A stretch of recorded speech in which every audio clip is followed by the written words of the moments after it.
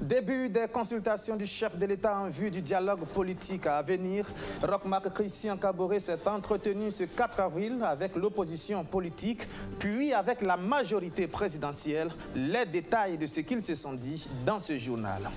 Dans cette édition également, nous vous amenons à Arbinda où Rémi Lambert-Nébier s'est rendu après les affrontements intercommunautaires meurtriers sur fond d'attaques terroristes et qui ont causé la mort de 62 personnes pour le moment et ont fait de nombreux déplacés. Des déplacés, vous le verrez, dans le dénuement total pour l'instant, manquant presque de tout. Et puis, ouverture à Ouagadougou de la 3e édition de la CERA, la Semaine des énergies et des énergies renouvelables de l'Afrique. C'était en présence du Premier ministre. La question de la transition énergétique a été posée. Voilà pour le sommaire. Bonsoir et bienvenue à ce 19h30. Comme annoncé hier, en préparation du dialogue politique prévu pour la fin de ce mois d'avril, le chef de l'État consulte, Roch Marc Christian Kaboré, s'est entretenu ce matin avec une délégation de l'opposition politique, délégation conduite par le chef de file de l'opposition, Zéphirin Diabré, que je vous propose d'écouter maintenant. Il s'exprime après l'entretien avec le président du Faso. Pour ce qui est de notre rencontre de ce matin, je dois vous dire que nous avons donc, en tant qu'opposition, répondu à une invitation du chef de l'État pour une concertation sur un certain nombre de points qui étaient inscrits dans l'ordre du jour de la correspondance que nous avons reçue. Comme l'a lui-même expliqué le ministre d'État, il s'agissait essentiellement de points qui étaient restés en suspens dans nos discussions antérieures. Mais très rapidement, tout en nous félicitant que ces questions-là soient ramenées à l'ordre du jour, nous avons fait comprendre et nous avons de ce point de vue obtenu un large consensus, y compris le chef de l'État, que la situation de la nation est telle qu'aujourd'hui, il faudrait que tout ça soit complété rapidement par des questions profondes dans le coordonnement du dialogue politique qui a été annoncé. Notre pays traverse des difficultés et pour affronter ces difficultés-là, il est bon que l'ensemble de la classe politique puisse non seulement de manière consensuelle identifier les problèmes, mais s'asseoir pour échanger autour de ces questions-là. Et je dois dire que la conclusion qui a été tirée donc par le président du Faso, c'est que donc cette rencontre qui sera finalement que préparatoire sera suivie par une autre dans laquelle nous rentrerons dans le fond des débats du dialogue politique. Et si le calendrier le permet, je pense qu'il le permettra, la rencontre donc dédiée principalement au dialogue politique, qui associera aussi la majorité, donc se tiendra avant la fin du mois d'avril, à une date qui a besoin d'être concertée avec donc toutes les parties. Et entre-temps, bien entendu, sur ces questions-là, le peaufinement des opinions et des positions sera fait et sera donc possible pour nous et pour les différentes parties de rentrer donc dans le fond des débats. Et bien entendu, le moment venu, le compte-rendu vous sera fait en bonne et due forme. Je reprends encore mes propos de début pour dire que nous saluons la disponibilité du chef de l'État à discuter de ce concept avec nous à la fois sur des questions souvent strictement politiques, mais aussi à élargir, comme nous l'avons fortement souhaité, ces questions-là, à des questions touchant à la vie de la nation dans le cadre donc, de ce dialogue politique que tout le monde attend de ses voeux et qui doit tracer de nouvelles pistes pour permettre au Burkina Faso d'affronter et même mieux de relever les défis qui l'assaillent aujourd'hui. Je vous remercie. Après le CFOP le matin, c'est avec la majorité que le président du Faso s'est entretenu dans l'après-midi, toujours au centre des discussions des sujets d'intérêt national tels que l'adoption de la nouvelle constitution, le nouveau code électoral et surtout la question sécuritaire avec les attaques terroristes et les affrontements intercommunautaires meurtriers. On retrouve sur place Alfred Thioye qui était à Kosiam il y a un instant pour nous. La rencontre avec le chef de l'État aura duré 1h30 environ. La délégation des partis politiques de la majorité présidentielle est conduite par Clément Sawadogo du MPP, le mouvement du peuple pour le progrès. Les fautes de 10 membres ont également assisté à cette rencontre. Une équipe technique de l'ONI, l'Office national d'identification, acteur majeur de l'organisation des élections. Justement, les échanges avec le chef de l'État ont porté sur la situation nationale avec en prime la question sécuritaire, l'adoption de la nouvelle constitution et la question de la réconciliation nationale. En ce qui concerne les questions d'ordre politique, le président nous a donné des informations le plus largement possible sur un certain nombre de questions sur lesquelles il souhaite réunir un consensus de l'ensemble des acteurs politiques, notamment sur la mise en œuvre du référendum constitutionnel sur la Constitution de la Ve République, également sur l'organisation des prochaines élections. Élections présidentielles, élections législatives, élections municipales. Il est vrai que l'essentiel des dispositions législatives en la matière ont déjà été adoptées, mais il y a encore un certain nombre de questions qui méritent d'être affinées, précisées, et sur lesquelles, bien sûr, les échanges se poursuivaient. Sur les questions donc ayant trait, les questions politiques, les questions électorales, le président nous a donné la possibilité de mener les concertations à notre sein et de lui revenir avec des opinions beaucoup plus affinées sur ces questions-là. Au-delà de ce type de questions qui ont trait à la vie politique, il y a aussi des préoccupations. Comme nous le savons tous, la question de la sécurité reste encore une préoccupation nationale.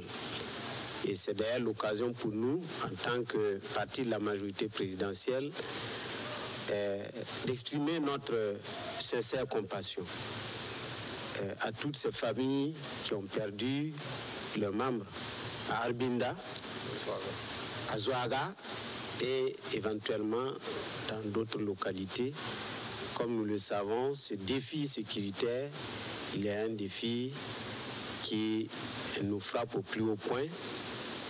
Et sur la question de la sécurité, de même que sur d'autres questions comme celle qui ont trait à la réconciliation nationale, au vivre ensemble, et bien sûr ces autres questions-là, le président du FASO nous a conviés également à mener des réflexions en vue de la tenue d'une grande rencontre de dialogue politique dans les prochaines semaines. Je pense que ce calendrier sera déterminé par le président en rapport avec son gouvernement. L'actualité de ce 4 avril, c'est aussi l'ouverture à Ouagadougou de la 3e édition de la Semaine des énergies et des énergies renouvelables d'Afrique. L'édition 2019 de la CERA est placée sous le thème « Politique et innovation pour une transition énergétique réussie ». Le Premier ministre Christophe-Marie Joseph Dabiré était présent et puis plusieurs exposants sont venus avec du matériel faisant la promotion des énergies renouvelables. Le compte rendu de Roméo Koïta. Des feux tricolores qui fonctionnent à l'énergie solaire. Un système multifonctionnel de pompage solaire en continuité. Les inventions sont multiples à cette foire des énergies renouvelables. Lamine Yaouliré expose, lui, le backup solaire. Ce système solaire photovoltaïque initié par le gouvernement en faveur des ménages, des PME et PMI afin de leur permettre d'avoir une certaine indépendance énergétique. Ça permet de produire de l'énergie pour un frigo, pour au moins 3 ampoules, pour encore un climatiseur en marche. Et pour la promotion de toutes ces innovations, la CERA, la Semaine des énergies et énergies renouvelables d'Afrique, se positionne comme la vitrine fédératrice de toutes ces initiatives. Ouverte ce 4 avril en présence du Premier ministre, les participants venus de plusieurs pays d'Afrique vont durant 3 jours réfléchir sur les mécanismes d'une transition énergétique réussie en Afrique. Nous devons partager nos connaissances avec des pays qui sont en avance sur nous sur cette question de transition énergétique. Et c'est la raison pour laquelle nous avons le Maroc qui est le pays invité d'honneur. Nous avons des pays tels que l'Égypte qui sont là. Nous avons des institutions telles que la CEDEAO qui nous accompagnent. Et je pense que c'est extrêmement important parce que les efforts que nous sommes en train de développer au niveau du gouvernement aujourd'hui vont se renforcer avec le partage de connaissances. Le choix du Maroc comme pays invité d'honneur n'est pas fortuit. Le pays est l'un des premiers en Afrique en matière d'énergie renouvelable. Un choix qui lui a permis de passer de 14% de taux d'électrification en 1990 à 98% en 2019. Le gouvernement burkinabé veut donc miser sur la coopération régionale, mais aussi sur les opérateurs privés avec qui elle va signer une convention de 155 MW au cours de ce salon. Nous avons libéralisé le secteur. Ça veut dire que nous avons permis à ce que tout investisseur qui a les moyens puisse venir investir au Burkina Faso, produire et pouvoir revendre donc son énergie. Et donc, je pense que demain va être vraiment un grand jour pour le Burkina Faso, surtout pour le domaine donc, de l'énergie solaire. L'ambition du gouvernement, c'est d'atteindre un taux d'accès national à l'énergie de 45%, avec 50% de part d'énergie renouvelable à l'horizon 2020. Il lutte pour l'abolition des dettes du tiers-monde, dettes qu'il qualifie de dettes illégales. Le comité pour l'annulation des dettes illégitimes renforce les capacités de ses membres. C'était au cours d'un atelier qui a réuni plusieurs participants venus de pays de la sous-région. Arsène Konditamde. La crise de la dette en 1980 et le discours de Thomas Sankara en 1987 à Addis Abeba sont les actes fondateurs du Comité pour l'annulation des dettes illégitimes. Depuis sa création, il a pour objectif l'abolition de la dette intérieure et extérieure des pays du tiers-monde et l'abandon des passes, les programmes d'ajustement structurel. Pour y parvenir, l'organisation s'appuie sur une stratégie d'audit, de recherche, d'analyse et de renforcement des capacités. À Ouagadougou, les membres du réseau apprennent davantage sur les nuances qui existent entre les dettes. Le premier concept, qui est la dette illégitime, est une dette qui a été contractée par les gouvernants au nom des populations, mais qui n'a pas servi à son développement, donc au développement des populations, et qui a fait l'objet de détournements et de corruption. Et donc, il doit être purement et simplement annulé à la suite d'un audit citoyen de la dette. Donc, quand vous avez la dette également illégale, c'est une dette qui a été contractée en violation flagrante de la loi du pays, mais aussi et de la Constitution, qui est le texte fondamental du pays concerné. Dans bon nombre de pays, le comité a procédé à des audits de la dette publique, mais faute d'accompagnement des politiques, ces résultats sont restés dans les tiroirs.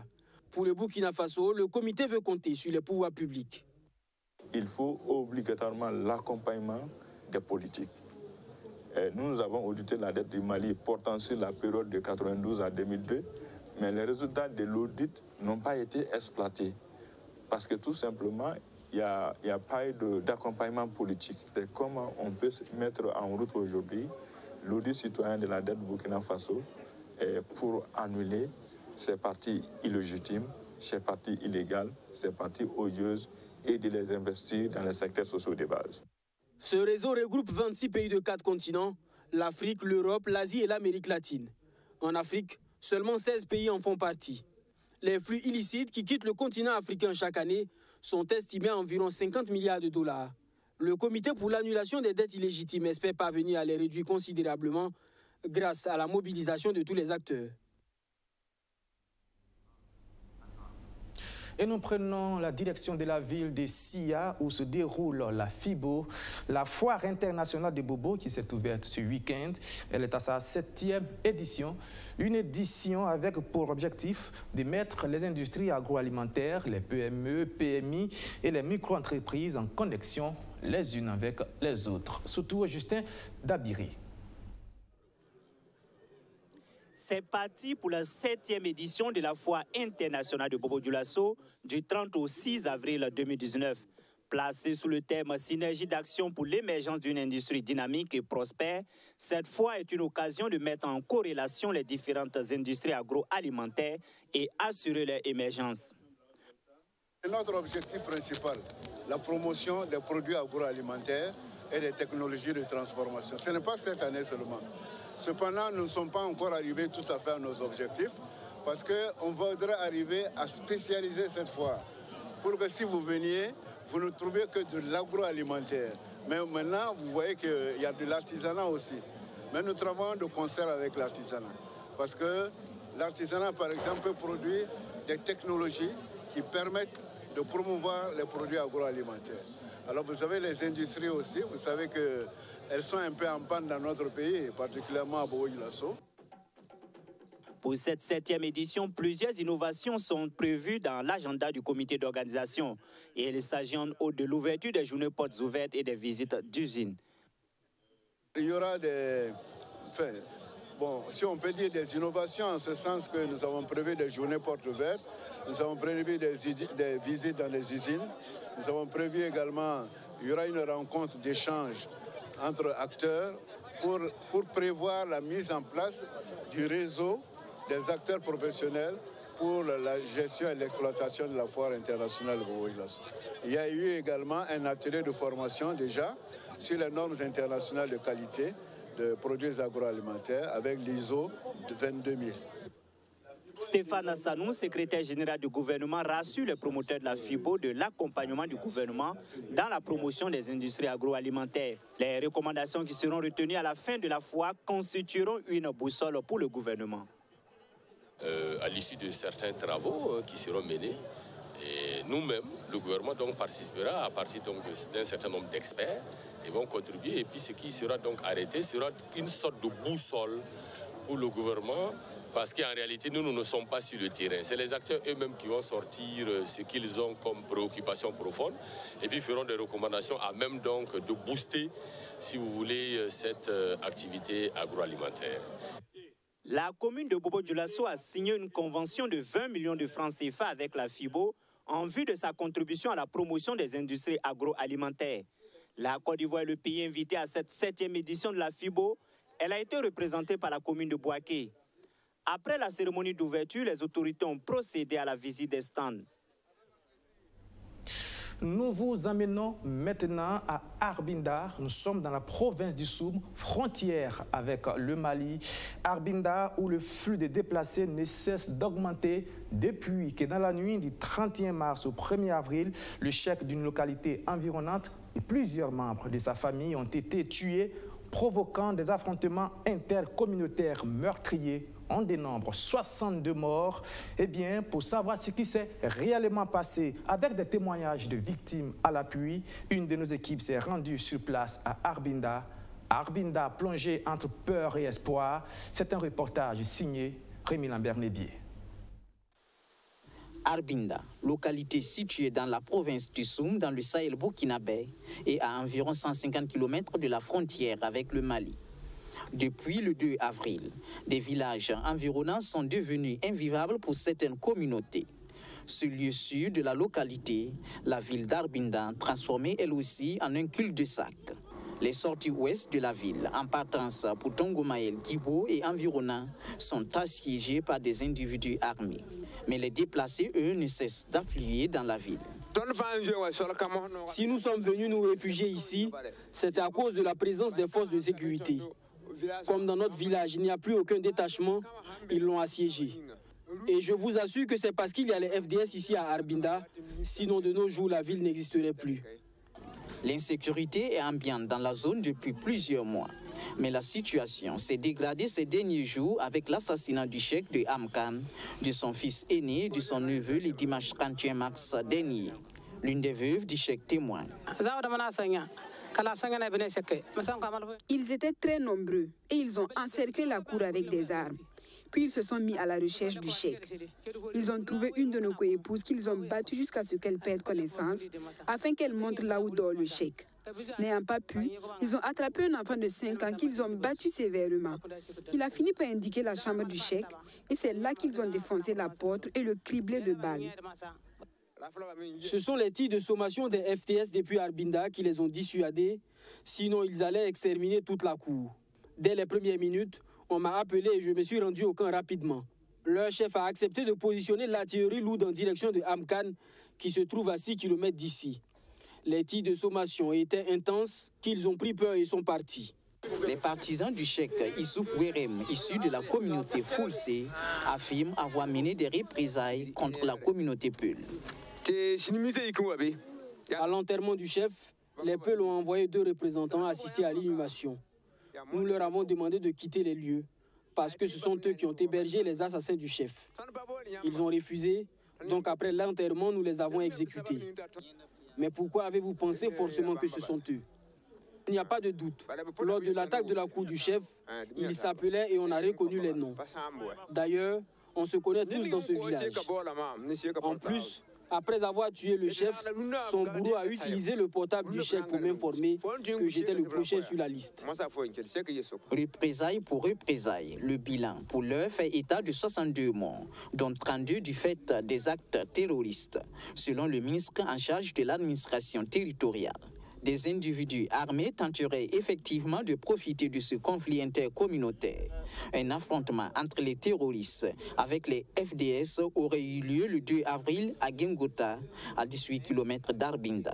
Agacées par les attaques à répétition, les populations plaident pour une forte militarisation de la zone. Qu'on nous aide à rétablir la sécurité, on nous parle d'envoyer de l'aide alimentaire. Mais on ne peut manger que lorsqu'il y a la quiétude, autrement, il n'y a pas d'appétit. Que l'État mette des fusils de type calibre 12 à notre disposition, même si c'est pour acheter, pour qu'on puisse avoir de quoi se défendre. Ce qu'ils sont en train de faire à l'Est, qu'ils le fassent ici aussi. Ce sont les mêmes causes de manque de sécurité qui engendrent tout cela. Nous ne leur demandons pas de venir tuer des gens, nous leur demandons seulement de venir nous protéger. Mais en attendant, il faut parer au plus pressé, c'est-à-dire la prise en charge des déplacés. Et nous restons à Arbinda où justement les secours tardent à se mettre en place autour des déplacés, des centaines de personnes, pour la plupart des femmes et des enfants, qui dorment à la belle étoile. Peu d'eau, très peu de nourriture, situation sanitaire complètement précaire. Les déplacés d'Arbinda sont pour le moment livrés à eux-mêmes. Suivez le constat de Rémi Lambert-Nébier. Après s'être battu pour s'éloigner de la zone du danger, voici l'autre combat que chaque déplacé doit livrer à Arbinda. Se battre pour le liquide précieux. Je suis là depuis ce matin. Je n'ai pas encore eu l'eau. Nous n'avons pas préparé hier nuit par manque d'eau. Mon fils est malade et depuis la nuit dernière, il n'a pas mangé par manque d'eau. Les points d'approvisionnement habituels devenus inaccessibles du fait de l'insécurité rayante, déplacés et populations d'accueil se ruent sur presque l'unique bonne fontaine de la ville. Normalement, le bidon d'eau c'est 10 francs CFA. Mais certaines personnes viennent avec 100 francs CFA juste pour avoir de quoi boire, mais je n'arrive même pas à les servir. Certains sont là depuis 4 jours. C'est vrai que l'eau c'est l'éternel problème d'Arbinda, mais avec les déplacés, les choses se sont empirées. Je ne vois pas comment on pourra s'en sortir. Il y a ceux qui se sont résignés et préfèrent attendre malgré la soif. Depuis avant-hier que nous avons mangé et à l'heure, nous avons très soif. À ce problème d'eau s'ajoute le manque d'infrastructures d'accueil. Les déplacés qui ont des connaissances dans la ville sont logés dans la limite du possible. À défaut, c'est à l'ombre des arbres qu'ils élisent domicile. Arbinda est une ville débordée et placée sous urgence humanitaire. Une réponse rapide du gouvernement est attendue après la visite des ministres en charge de la sécurité et de l'administration territoriale ce 3 avril. Voilà, situation donc très pénible pour la ville d'Arbinda qui demande, comme Rémi Lambert-Nébier le disait, que les autorités se pressent. Merci d'avoir suivi ce journal qui prend fin ici. Je vous donne rendez-vous demain à la même heure à 19h30.